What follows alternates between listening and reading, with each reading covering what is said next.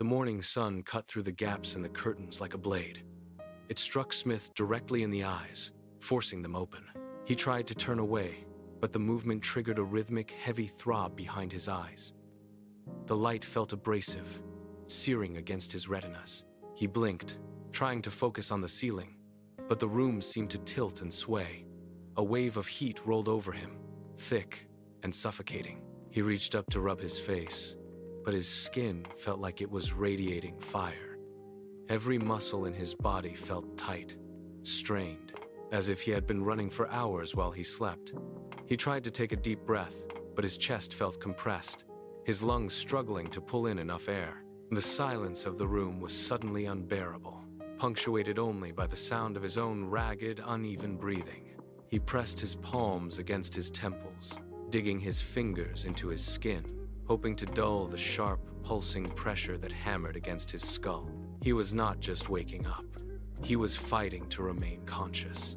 The fever only deepened, anchoring him to the bed as the pain intensified. Smith shifted his weight, the mattress groaning under the sudden movement. He swung his legs over the side, but the floor felt miles away. Gravity seemed to pull at him with renewed intensity. He pushed off the bed, his knees buckling instantly. He caught himself on the nightstand, his fingers sliding against the wood as he fought to stay upright. Every inch of movement sent a fresh jolt of pain through his skull, a rhythmic hammering that matched his heartbeat. He took a shaky step, then another, his feet dragging against the floorboards. He reached out, grabbing the doorframe to steady his swaying frame. His breath came in short, ragged gasps that rattled in his throat. He forced his eyes open, trying to navigate the hallway, but the walls seemed to blur. He stumbled forward, his shoulder clipping the wall, the impact sending a wave of nausea through his gut. He did not stop. He reached the kitchen threshold, his hand gripping the doorframe so tightly his knuckles turned white. He stood there, swaying.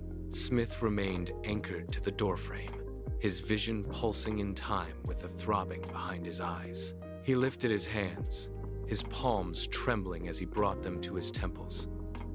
The contact was shocking. His skin was not merely warm, it was searing, a dry, intense heat that seemed to radiate outward from his very core. He pressed his fingers harder into his skull, trying to find a cool spot, but his own touch only amplified the sensation of burning. He pulled his hands away, staring at his palms as if they were foreign objects. The air in the kitchen felt thin. He took a shallow breath, the intake of air doing nothing to soothe the raw, dry sensation in his throat. He leaned his head back against the wood of the frame, closing his eyes to block out the kitchen light. He was burning up from the inside out. The realization settled in his chest, heavy and undeniable. Smith pried his fingers from the doorframe, the wood slick with his own sweat. He needed to reach the center of the room, but the distance felt insurmountable. He took a single heavy step, his foot dragging against the tile with a harsh scraping sound. His legs felt like lead weights, unresponsive to his brain's commands. He pushed forward, his center of gravity shifting too far, too fast. His knee buckled, and he lurched into the open space of the kitchen. He flailed, his arms windmilling to find purchase, but the air offered no support. He slammed into the side of the counter, the sharp edge digging into his side. He gasped, the impact jarring his entire frame and sending a fresh wave of nausea rolling through his stomach. He clung to the counter, his knuckles bruising against the hard surface. The room tilted violently, the tiles beneath him seeming to rise and fall like the deck of a ship in a storm. He squeezed his eyes shut, waiting for the vertigo to subside. He was barely holding on, his muscles twitching with the effort of staying upright. He shifted his weight again, his movements sluggish and uncoordinated. He finally braced himself against the doorframe, his body trembling, his head bowed, waiting for the floor to stop its rhythmic swaying beneath his feet. The kitchen was quiet, save for the rhythmic ticking of the wall clock and the sharp, wet sound of Smith's breathing. His mother stood by the counter, her back to him, as she poured coffee into a ceramic mug. She turned, the steam rising in a thin, curling line between them. The mug hit the counter with a dull ceramic thud, the liquid sloshing over the rim. She stopped mid-motion, her eyes locking onto Smith. He was slumped against the frame, his chest heaving in short, jagged bursts that sounded like tearing paper. She watched the way his shoulders rose and fell, the erratic cadence of his lungs struggling to pull in air. Her expression shifted, the lines around her eyes deepening. She set the mug down firmly, her hands hovering for a split second before she pushed off the counter. She took a step toward him, her movements precise and urgent. She scanned his face, noting the sheen of sweat on his brow and the way his eyes tracked the room with a frantic, unfocused intensity. She closed the distance between them, her posture rigid with sudden, sharp alarm. She stopped just inches away, her hands rising instinctively as if to steady him. Smith shifted his weight, his boots sliding across the floorboards with a dry, rasping sound. He reached out, his fingers fumbling through the air, missing the table edge by inches. He stumbled, his momentum carrying him forward into empty space. He lunged, his hand slamming onto the hard wood of the table to catch his fall. He gripped the edge so tightly that the skin over his knuckles turned stark white, the bone pressing hard against the surface. He leaned his entire body weight into the wood, his frame shaking with the exertion. The room blurred at the edges, the light from the window turning into a sharp, piercing glare. He squeezed his eyes shut, trying to force the spinning sensation to stop. "My head is splitting," he whispered, the words barely audible over the sound of his own ragged pulse. He felt the heat radiating from his own skin, a dry, suffocating warmth that seemed to emanate from deep within his chest. "I feel like I am burning up," he added, his voice cracking with the effort of speech. He held the table with both hands now, his grip unyielding, his knuckles white and strained against the dark grain of the wood. Every word cost him a surge of pain, a rhythmic throb that pulsed behind his eyes in time with his heartbeat. He remained locked in place, anchored by his own white-knuckled grip. His mother did not hesitate. She reached out, her palm flat and steady, and pressed it firmly against his forehead. The contact lasted only a fraction of a second. She pulled her hand back as if burned, her fingers curling into her palm, her eyes widening in a sharp, sudden flash of alarm. She looked at her hand, then back at his face, the air between them thick with the sudden shift in temperature. "You are boiling," she said, her voice dropping into a low, hard register of command. She stepped into his space, her movements stripped of all hesitation. She gripped his shoulder, not to steady him, but to force his attention toward her. "This is not just a headache. You are burning up from the inside." She scanned his face again, her gaze lingering on the unnatural flush of his skin. She shook her head, her jaw set tight. "You need to see a doctor immediately.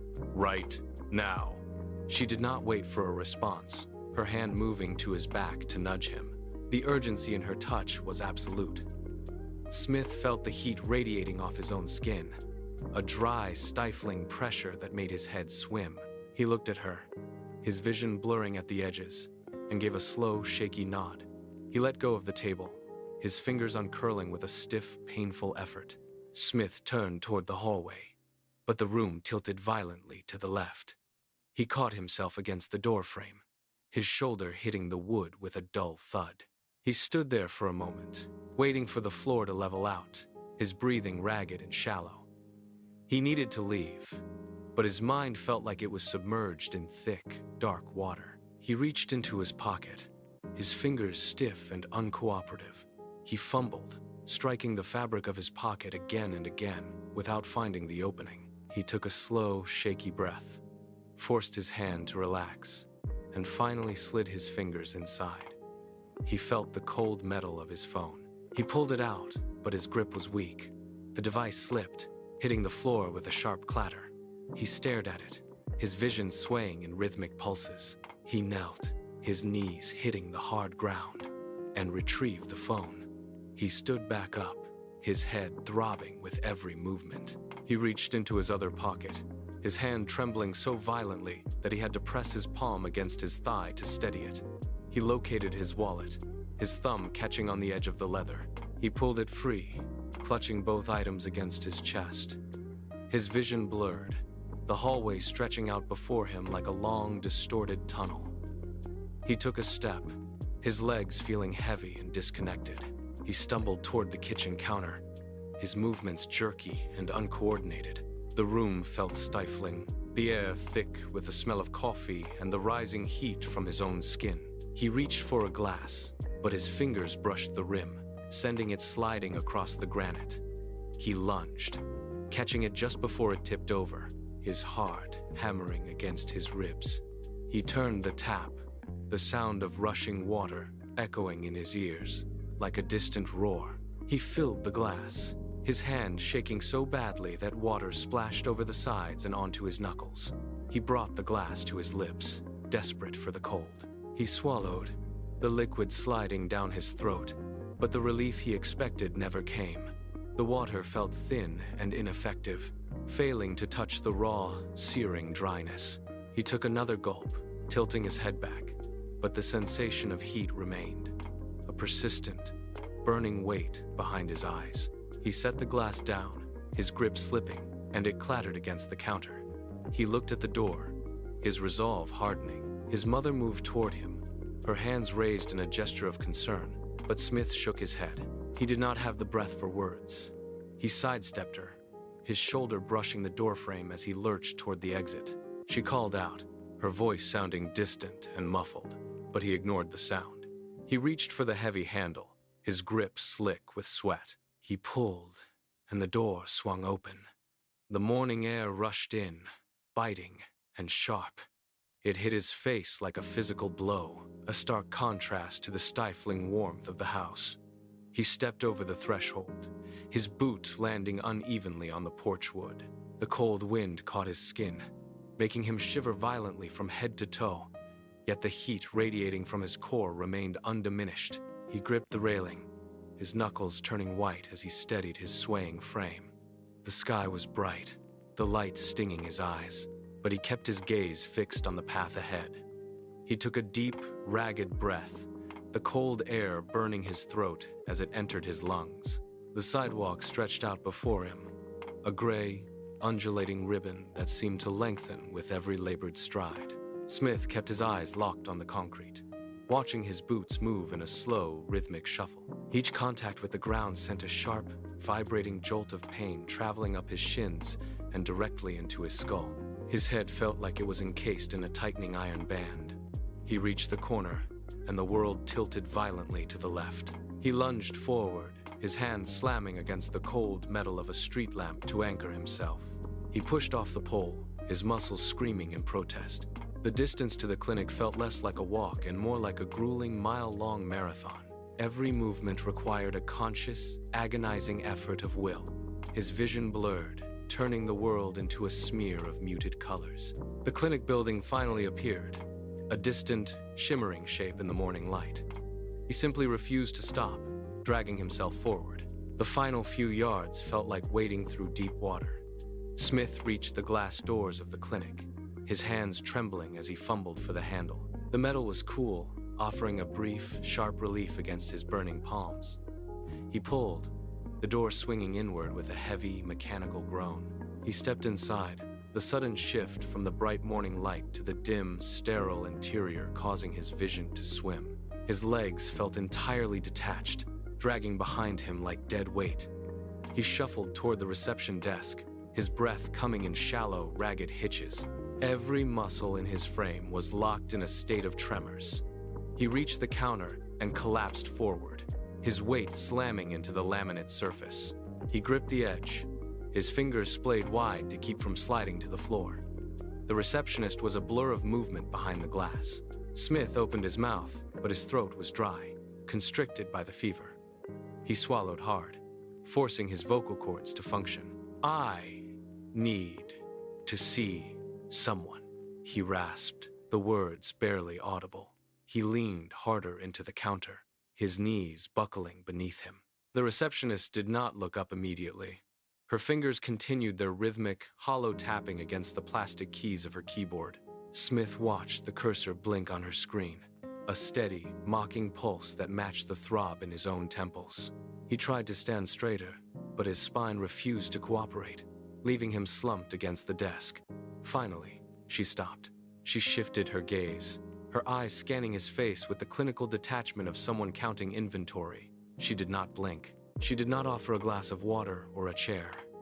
She simply stared, her expression as flat and unyielding as the glass partition separating them. Smith tried to speak again, his tongue thick and clumsy, but she held up a single, manicured finger to silence him. She reached for a stack of forms, sliding them toward the gap in the window with a sharp, metallic scrape. "No appointment?" she asked. She gestured toward the crowded room behind him. "Take a seat. You will have to wait like everyone else." Smith felt the floor tilt. Smith turned away from the desk, his vision tunneling into a narrow, blurred corridor.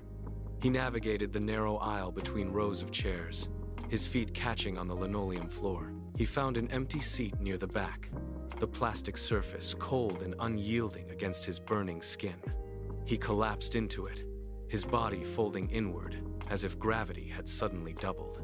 He tried to sit upright, but his spine lacked the strength to hold him, and he slumped forward, his forehead resting against his knees. The shivering began in his chest, a violent, rhythmic shaking that rattled his teeth. He pulled his arms tight against his torso, trying to trap his own heat, but the air in the room felt thin and biting. Around him, the room was a blur of muffled coughs and the low, indistinct murmur of other patients. He closed his eyes, hoping to drift into a momentary blackout, but the sharp, stabbing pain behind his eyes kept him tethered to the misery. Minutes stretched into a slow, agonizing crawl. Each tick of the wall clock felt like a hammer blow against his skull. He watched the second hand sweep across the dial, marking time that seemed to move in slow motion. An hour passed, measured only by the deepening ache in his joints and the relentless, suffocating heat radiating from his own skin. The chair beside him creaked as the weight shifted.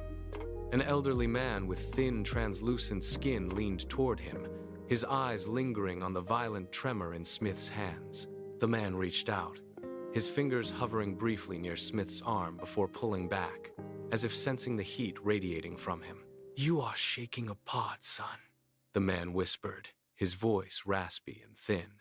Smith tried to lift his head, but the movement sent a fresh wave of nausea rolling through his stomach. He forced his eyes open, finding the man's face blurred and distant. "Rough day?" the man asked, his tone heavy with a weary, shared understanding of pain. Smith could barely draw enough air to form the words. He swallowed, his throat feeling like it was lined with sandpaper. "Fever," he managed to mutter, the word barely audible over the hum of the ventilation system. The man sighed, a long, rattling sound that seemed to deflate his entire frame. He looked away, staring at the scuffed floorboards with a grimace. "That is not just a fever," the man murmured, more to himself than to Smith. "I have seen that look before. You are burning from the inside out." Smith did not respond. He let his head drop back down, the conversation leaving him drained. The heavy silence of the waiting room was shattered by the sharp, mechanical click of a door opening. A nurse stood in the threshold, a clipboard held against her chest, her eyes scanning the room with clinical detachment. She spoke a name, the sound cutting through the air like a blade. Smith heard it, but his brain took a second to register that it was his own.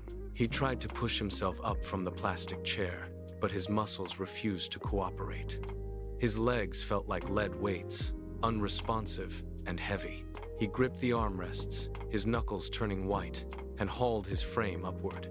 The room tilted violently as he reached his full height. His vision swam, the floor beneath him undulating like the surface of a deep, dark lake.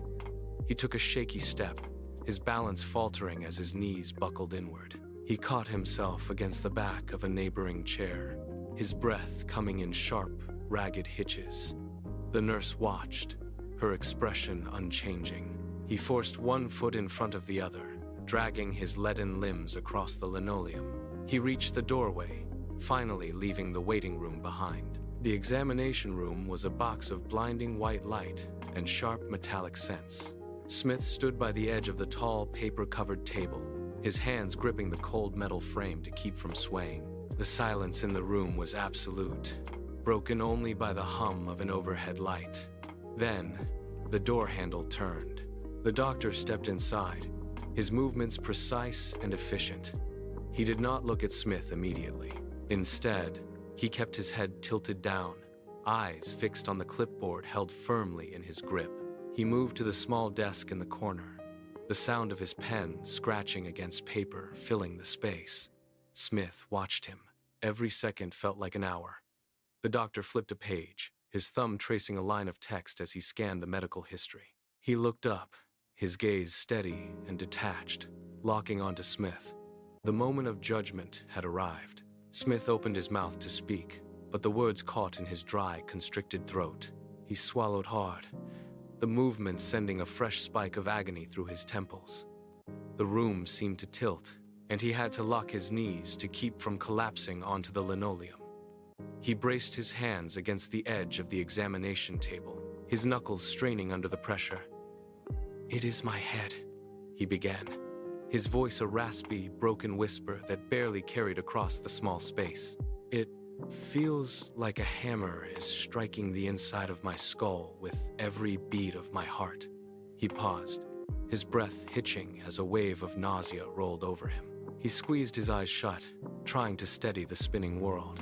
When he looked up, his gaze was unfocused, his face glistening with a sheen of cold sweat. "And my limbs," he continued, his voice trembling with the effort of articulation. "They feel like they are made of iron. Every time I try to move, it is as if I am dragging weights through deep water." He slumped forward, his shoulders dropping as the confession drained the last of his reserves.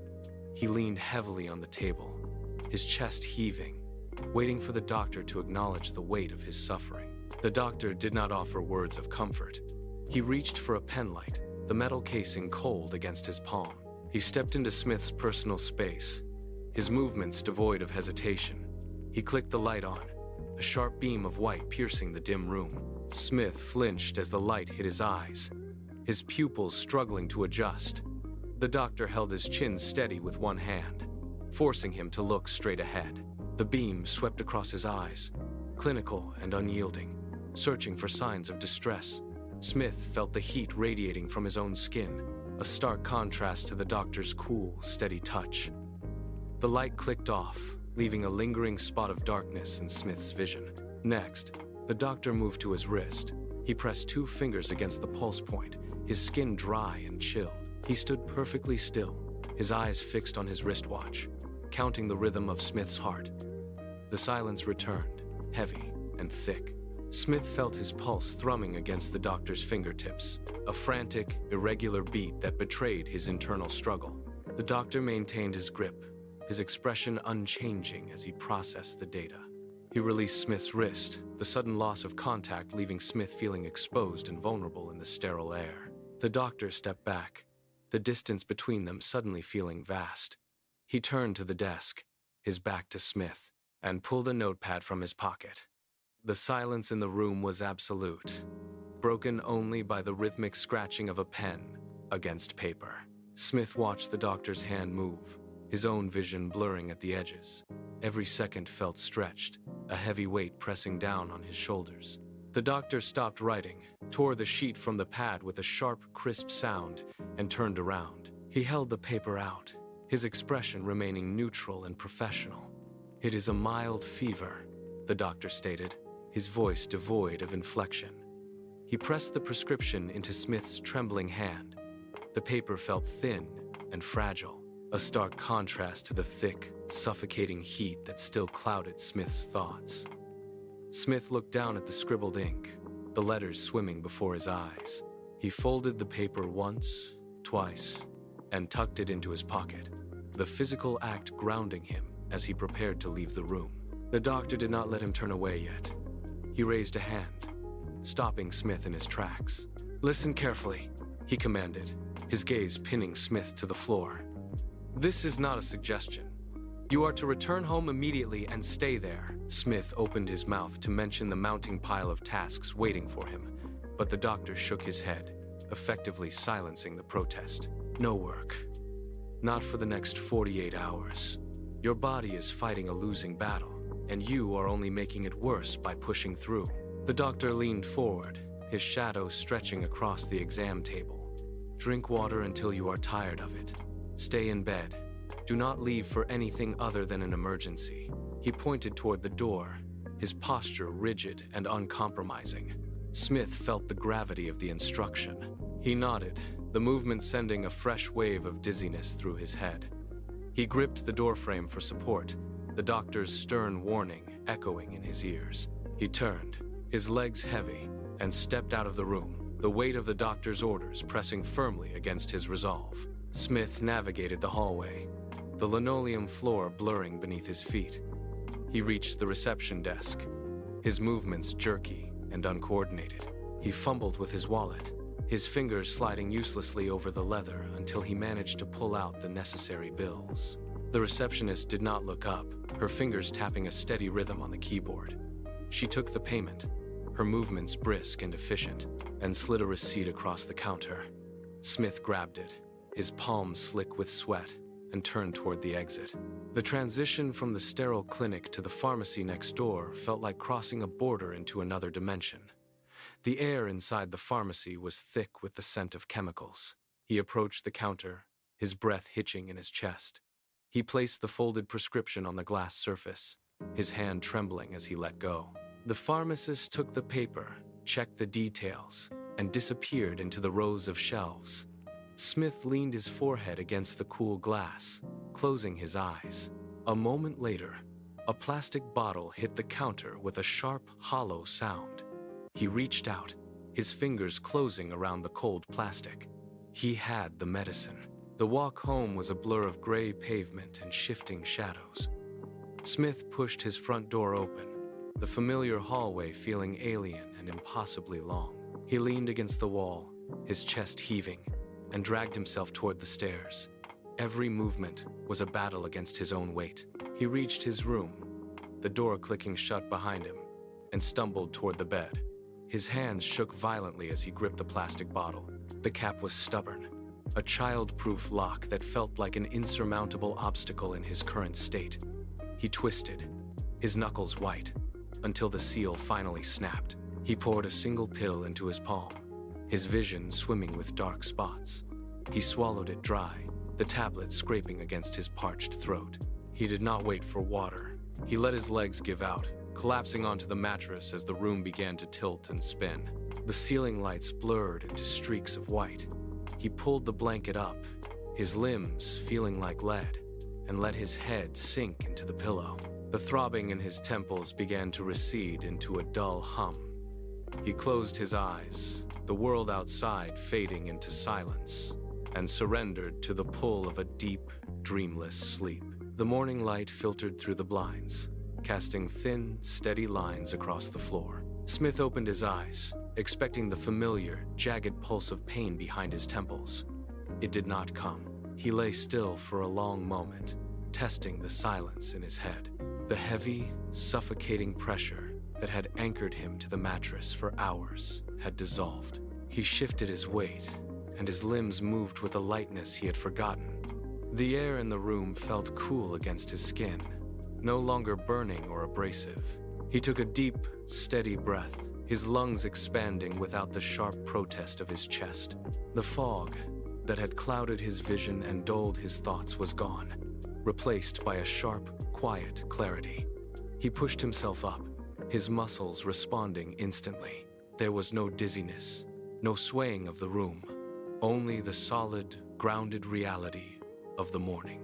He sat on the edge of the bed, his feet finding the floor with ease. He looked toward the window, watching the dust motes dance in the sunlight. The fever had broken. The long, exhausting cycle of the previous day had finally reached its end. Smith reached for the bedside table, his fingers brushing against the plastic casing of the thermometer. He pulled it into the light, the device cool and smooth against his palm. He tapped the button, watching the display flicker to life with a series of dashes. He placed it under his tongue, holding it steady, his breathing rhythmic and calm. The silence of the room was no longer heavy. It was peaceful. He waited, his gaze fixed on the wall, tracking the slow movement of a shadow. A soft beep cut through the quiet. He pulled the device out, his hand steady, and held it up to the morning sun. The numbers appeared clearly on the screen. 98.6. He stared at the display for a long beat, the logic of the numbers sinking in. The fever was gone. The heat that had consumed his body and turned his thoughts into a chaotic, burning mess had completely vanished. He set the thermometer back down, the plastic clicking against the wood.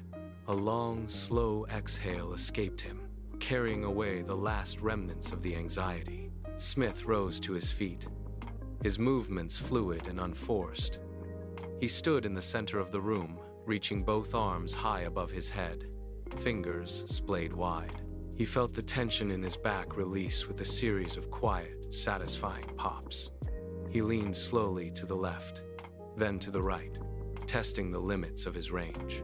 Yesterday, this simple motion would have sent a spike of agony through his skull. But now, there was only the stretch of muscle and the ease of movement. He rolled his shoulders, feeling the joints glide without resistance. He tilted his head back, looking toward the ceiling, then brought his chin down to his chest. The sharp, throbbing pressure that had defined his existence for the last 24 hours was entirely absent. He pressed his palms firmly against his temples, searching for even a ghost of the pain, but found only cool, steady skin. He took a deep breath, filling his chest completely, and let it out in a long, controlled sigh. The lethargy that had weighted his limbs was gone, replaced by a surge of renewed energy. He stood tall, his balance perfectly centered. He flexed his hands, watching his fingers move with precision and speed. The recovery was absolute. He turned toward the bedroom door, ready to engage with the day. Smith stepped out of the bedroom, his stride purposeful and light. The hallway floorboards felt familiar under his bare feet, devoid of the dizzying sway he had experienced just yesterday. He paused for a moment, listening to the house, the hum of the refrigerator, the distant sound of wind against the window pane, the rhythmic ticking of the wall clock. All these mundane details were sharp and clear. He moved toward the kitchen, his pace steady.